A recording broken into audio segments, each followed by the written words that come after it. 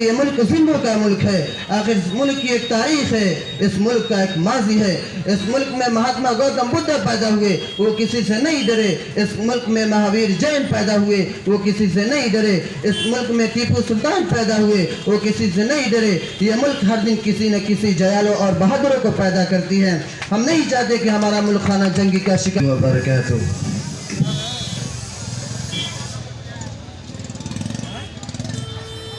ملک مٹ جائے گا آثار نظر آتے ہیں، ملک مٹ جائے گا آثار نظر آتے ہیں، سارے مسند نسی مکار نظر آتے ہیں۔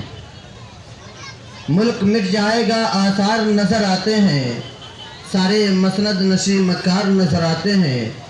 ہم نے اس دیش کو لہو دی ہے، پھر بھی اندھوں کو ہم غدار نظر آتے ہیں۔ حضرات محترم، آج ہر طرف ظلم و ستم کے ایک ناقابل یقین داستان سننے کو مل رہی ہے۔ یوں محسوس ہو رہا ہے کہ ہمارے اس ملک کو اور علالخصوص ہمارے معاشرے کو کسی کی نظر بد لگ گئی ہے۔ معاشرے میں ہر طرف ظلم و زیادتیاں ہے، گھروں میں ظلم، بازاروں میں ظلم، حکومت کے ایوانوں میں ظلم، کارخانوں میں ظلم، ہر جگہ ظلم ہی ظلم ہے۔ حالانکہ ظلم ایک ناسور ہے جو معاشرے کو، خاندانوں کو، حکومتوں کو، ملکوں اور تہذیبوں کو لے ڈوبتا ہے۔ حضرت علی کی طرف منسوب ایک مشہور قول ہے کہ کوئی ملک کفر و شرک کے ساتھ تو قائم رہ سکتا ہے مگر ظلم کے ساتھ قائم نہیں رہ سکتا۔ علماء نے لکھا ہے کہ گناہوں کی اصل سزا تو ظاہر ہے کہ آخرت میں ملے گی، مگر ظلم ایک ایسا گناہ ہے کہ اس کا برا انجام بسا اوقات انسان اپنی ہی آنکھوں سے اسی دنیا میں دیکھ لیتا ہے۔ دنیا میں جتنے مشہور ظالم گزرے ہیں ان میں سے ایک ایک کی تاریخ پڑھیں گے، آپ دیکھیں گے کہ ان میں سے کسی کا انجام اچھا نہیں ہوا۔ میں اس مختصر وقت میں چند ظالموں کا انجام بیان کر کے اپنی بات کو ختم کروں گا۔ آپ دنیا کے پہلے ظالم قابل کو حالات کو پڑھے ہوں گے، جس نے اپنے نیک اور پاسا بھائی کے خون سے ہاتھ رنگے تھے۔ قتل کے بعد اسے ایک پل بھی سکون نصیب نہ ہوا اور اس کے دل میں ندامت کی آگ جلتی رہی اور اس کے قلبی سکون کو غارت کرتی رہی۔ اور قانون قدرت کے انسان کی گناہ کی ابتدائی سزا یہ ہے کہ اس کے زندگی سے سکون ختم ہو جاتا ہے۔ عظیم والد جو دنیا انسانیت کے پہلے پیغمبر تھے وہ بھی ان سے ناراض ہو گئے۔ حضرت آپ نے فرعون کے درباری ملازم اور حضرت موسیٰ علیہ السلام کے رشتہ دار قارون کا نام ضرور سنا ہوگا، جس نے غریبوں کا خون چوس چوس کر دولت کے انبار لگا لیے تھے۔ اس کے خزانے سونے چاندی اور قیمتی موتیوں سے بھرے ہوئے تھے۔ حالت یہ تھی کہ اس کے خزانوں کی کنجیاں مضبوط جسم والے مزدوروں کی ایک جماعت بہت مشکل سے اٹھا کر چلتی تھی۔ یہ شخص حد درجے کا ظالم، یتیموں اور غریبوں کا کمزوروں کا حقوق ہڑپ کر جانا اس کی عادت ثانیہ بن چکی تھی۔ اس چیز نے اس کو اتنا بڑا سرمایہ دار بنا دیا کہ یہ شخص ظالم ہونے کے ساتھ ساتھ بے انتہا مغرور اور متکبر بھی تھا۔ دولت کے نشے میں اس قدر چور تھا کہ اپنے عزیزوں اور خونی رشتہ داروں کے ساتھ بڑی حقارت سے پیش آتا تھا۔ حضرت موسیٰ نے اسے سمجھایا کہ ظلم اور تکبر، بخل اور فساد سے باز آ جاؤ، کیونکہ یہ چیزیں اللہ کو پسند نہیں۔ وَلَا تَبْغِ الْفَسَادَ فِي الْأَرْضِ إِنَّ اللَّهَ لَا يُحِبُّ الْمُفْسِدِينَ، کہ ملک میں فساد نہ پھیلاؤ، بلا شبہ اللہ فساد پھیلانے والوں کو پسند نہیں کرتا ہے۔ مگر تاریخ بتاتی ہے کہ ہر ظالم اور متکبر شخص کا دماغ اتنا اونچا ہو جاتا ہے اور اس کی عقل میں ایسا فطور آ جاتا ہے کہ اس پر کوئی نصیحت اثر نہیں کرتی اور کوئی وعظ اس کے حق میں کارگر نہیں ہوتی۔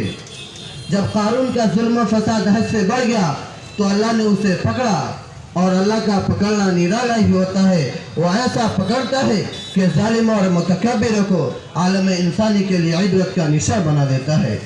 جب وہ پکڑتا ہے تو دوست و احباب، مال و دولت، عہدہ و منصب کوئی فائدہ نہیں دیتا۔ چنانچہ قارون کو زندہ زمین میں دھسا دیا، اور تنا اسی کو نہیں بلکہ ساری دولت اور سارے خزانوں کے ساتھ۔ وہ خزانے جس کی وجہ سے اس کے عقلوں میں فطور آ گیا تھا، وہ خزانے جنہوں نے اسے ظالم اور متکبر بنا دیا تھا، وہ خزانے جس کی وجہ سے انسانوں کو انسان نہیں سمجھتا تھا، انہیں خزانوں نے اسے لے ڈبایا۔ اللہ تعالیٰ نے قرآن کریم میں فرمایا کہ ظلم کرنے والوں کو عنقریب ان کا بدلہ ملے گا، لیکن یہ الگ بات ہے کہ انسان اپنے ظلم کے انجام کو اور آنے والے برے وقت کو بھول جاتا ہے اور اپنے حکومت کو اور اپنے اقتدار کو لازوال تصور کرنے لگتا ہے، حالانکہ یہ سب چیزیں بے وفا ہے۔ اول تو ظالم کو دنیا میں ظلم کا بدلہ مل کر رہتا ہے، لیکن بالفرض اگر وہ کسی طرح بچ بھی جائے تو آخرت کے عذاب سے کوئی نہ بچا سکے گا۔ حضرات محترم، ان تمام واقعے کو میرا سنانے کا مقصد صرف یہی ہے کہ آج کی حکومت یہ سمجھتی ہے کہ جو کچھ کرنا ہے کر لو، ہمیں کوئی روکنے ٹوکنے والا نہیں، جتنا ظلم کرنا ہے کر لو، لیکن انہیں معلوم نہیں ہے کہ ظلم کا انجام بہت برا ہے۔ اس دھرتی پر بہت سے ظالم آئے، بہت فرعون آیا، نمرود آیا، حامان آیا اور قارون جیسے ہٹلر بھی آئے، لیکن کوئی ٹک نہیں پایا، اس لیے کہ ظلم اور ظالم یہ ختم ہونے والی چیز ہے۔ ایسے تو پوری دنیا ختم ہوگی، لیکن پوری دنیا کیوں ختم ہوگی؟ اسی ظلم کی بنا پر۔ جب ظلم بڑھے گا تو اللہ تعالیٰ اس دنیا کو نست و نابود کر دیں گے۔ حضرات محترم، آج یہ ظالم یہ سمجھتے ہیں کہ ہم ظلم کرتے رہیں گے، ہمیں کچھ ہونے والا نہیں ہے۔ ان لوگوں کو یہ معلوم نہیں ہے کہ مظلوموں کی مظلوموں کی بدعا عرش کو ہلا کر رکھ دیتی ہے، تو پھر یہ فرش اور عرض پر بیٹھنے والے حکومت یہ کیوں سمجھتی ہے کہ ہمیں کوئی ہلا نہیں سکتا ہے؟ حضرات محترم، میں آپ کو یہ بھی بتاتا چلوں کہ اس ہندوستان میں بہت سی حکومتیں آئی ہیں، بہت سے لوگوں نے اس ہندوستان پر راج کیا ہے، لیکن کوئی حکومتیں ٹک نہیں پائی ہے۔ تو چند دن کے حکومت والے، اقتدار والے یہ کیوں سمجھتے ہیں کہ ہمیشہ ہمیشہ ٹکے رہیں گے؟ ان لوگوں کو یہ معلوم نہیں ہے کہ حاکموں کا بھی کوئی حاکم ہے، جب وہ چاہتا ہے جس کو چاہتا ہے سبتا پر بیٹھاتا ہے، اور جب وہ چاہتا ہے جس کو چاہتا ہے سبتا پر اتار دیتا ہے۔ وہ ایسا حاکم ہے کہ حکومت پر بیٹھانا بھی جانتا ہے اور کان پکڑ کر اتارنا بھی جانتا ہے۔ ہم کو نہ ستاؤ کے گناہگار نہیں ہے، ہم کو نہ ستاؤ کے گناہگار نہیں ہے، یہ کس نے کہا کہ وفادار نہیں ہے؟ جب دیش نے مانگا ہے لو ہم نے دیا ہے، ہم فخر وطن ہے، کوئی غدار نہیں ہے۔ حضرات محترم، آج یہ ظلم و ستم پھیلانے میں سب سے بڑا جس کا رول ہے وہ ہے اس دیش کی گودی میڈیا۔ یہ لوگ حقیقت کو نہیں دکھاتے، یہ لوگ انسانیت پسند ہے ہی نہیں۔ اگر یہ لوگ انسانیت پسند ہوتے تو اس دیش کے مظلوموں کے ساتھ کاندھے سے کاندھے ملا کر چلتے اور کالے قانون کے خلاف آوازیں بلند کر دے اور حقیقت کو سامنے لانے کی کوشش کر دے، اور ہندو مسلم کر کے ہمیں آپس میں نہیں لڑاتے۔ ان لوگ ہمیں ہندو مسلم کر کے ہمیں آپس میں نہیں لڑاتے۔ ہم میں سے کچھ لوگ ایسے ہیں جو ان جھوٹوں مکاروں کی فریب میں آ کر اپنے سالہ سال کی دوستی کو دشمنی میں تبدیل کر دیتے ہیں، حالانکہ ہمارا ملک ایسا نہیں تھا۔ ہمارے بزرگوں نے اس دیش کو ہندو مسلم ایکتا کا چراغ دیا تھا، لیکن آج اس چراغ کو بجھانے کی پوری کوشش چل رہی ہے۔ میرے بھائیو، اس بات کو سمجھنے کی ضرورت ہے۔ چمن میں پھول ہاتھوں میں گلدان رہنے دو، چمن میں پھول ہاتھوں میں گلدان رہنے دو، مندر میں بھجن مسجد میں اذان رہنے دو۔ جوانوں کو وطن میں ہی کیوں شہید کرتے ہو؟ جوانوں کو وطن میں ہی کیوں شہید کرتے ہو؟ خود تو اس مٹی کی بھی شناخت رہنے دو۔ دو ایک قوم ہے جس کی بات یہ دنیا کرتی ہے، دو ایک قوم ہے جس کی بات یہ دنیا کرتی ہے۔ ارے اب یہ ہندو یہ مسلمان رہنے دو، بنا دو ترنگا۔ ارے اب یہ ہندو یہ مسلمان رہنے دو، بنا دو ترنگا اور پرانا ہندوستان رہنے دو۔ حضرات محترم، اگر ہماری خاموشی اور خاموش صداؤں کو سنا ہوتا تو آج اس حکومت کو ایسی کھڑی کھڑی باتیں سننے کا موقع نہ ملتا۔ یاد رکھیے کہ ہم بزدل نہیں ہیں، ہم کمزور ہمت کے لوگ نہیں ہیں، لیکن اس کے باوجود ہمیں یقین ہے کہ اللہ ہمارے ساتھ تب ہوگا جب ہم صبر سے کام لیں گے۔ لیکن عزیزوں، نوجوانوں، صبر کا مطلب تماشا دیکھنا نہیں ہے۔ ملک جلتا رہے، ملک کی بربادی کی طرف بڑھتا رہے، ملک کی جائیدادیں لوٹتی رہے اور ہم خاموش تماشائی بنے رہیں، یہ صورتحال کب تک یہ ملک برداشت کرے گا؟ آخر یہ ملک سنگھوں کا ملک ہے، آخر اس ملک کی ایک تاریخ ہے، اس ملک کا ایک ماضی ہے۔ اس ملک میں مہاتما گوتم بدھ پیدا ہوئے، وہ کسی سے نہیں ڈرے۔ اس ملک میں مہاویر جین پیدا ہوئے، وہ کسی سے نہیں ڈرے۔ اس ملک میں ٹیپو سلطان پیدا ہوئے، وہ کسی سے نہیں ڈرے۔ یہ ملک ہر دن کسی نہ کسی جیالوں اور بہادروں کو پیدا کرتی ہے۔ ہم نہیں چاہتے کہ ہمارا ملک خانہ جنگی کا شکار ہو۔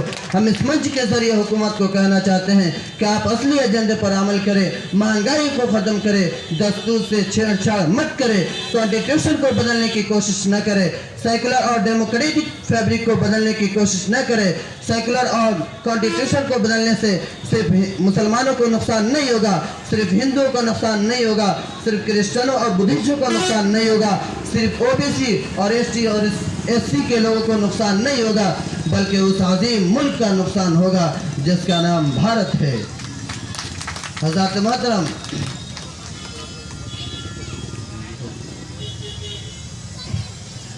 یاد کیجئے اس وقت کو جب پہلی دفعہ دستور لکھا جا رہا تھا، اس وقت یہ بات کہی جا رہی تھی کہ اللہ کے نام سے شروع کیا جائے یا گاڈ کے نام سے شروع کیا جائے یا ایشور کے نام سے شروع کیا جائے۔ تو اس وقت یہ ووٹنگ ہوئی اور یہ طے کیا گیا کہ کسی مذہبی لفظ کے بغیر اس ملک کو دستور کو لکھا جائے گا۔ یہ ملک جمہوری ملک ہے، یہ آزادی ہم کو دیتا ہے، لیکن آج یہ ظالم حکمراں ہم کو مشکوک نظروں سے دیکھتے ہیں۔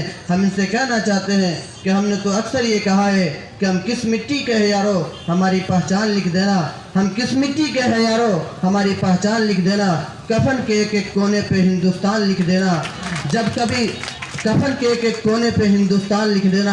سجانی ہے ہمیں ایکتا کی دیواریں، سجانی ہے ہمیں ایکتا کی دیواریں، کہیں پہ رام لکھ دینا تو کہیں پہ رحمان لکھ دینا۔ حضرات محترم، آج یہ دستور کو بچانے کے لیے ہماری مائیں اور بہنیں بھی نکل چکی ہے، اور انشاءاللہ اگر اللہ نے چاہا تو کامیابی ضرور قدم چومے گی۔ ڈرنے کی کوئی ضرورت نہیں ہے۔ اس سے پہلے بھی بہت سے حکمراں آئے تھے لیکن کوئی نہیں ٹک پایا۔ میں آخری شعر کہہ کے اپنی بات کو ختم کروں گا، ذرا اس پر غور کیجئے گا کہ کسی خزانے نہ قارون کی ضرورت ہے، کہ کسی خزانے نہ قارون کی ضرورت ہے، ہمارے عشق پہ مضمون کی ضرورت ہے، ہمارے عشق پہ مضمون کی ضرورت ہے، اور بنا طلاق کے بیوی کو چھوڑنے والے، اور بنا طلاق کے بیوی کو چھوڑنے والے، تیرے لیے بھی تو قانون کی ضرورت ہے۔ جے ہند۔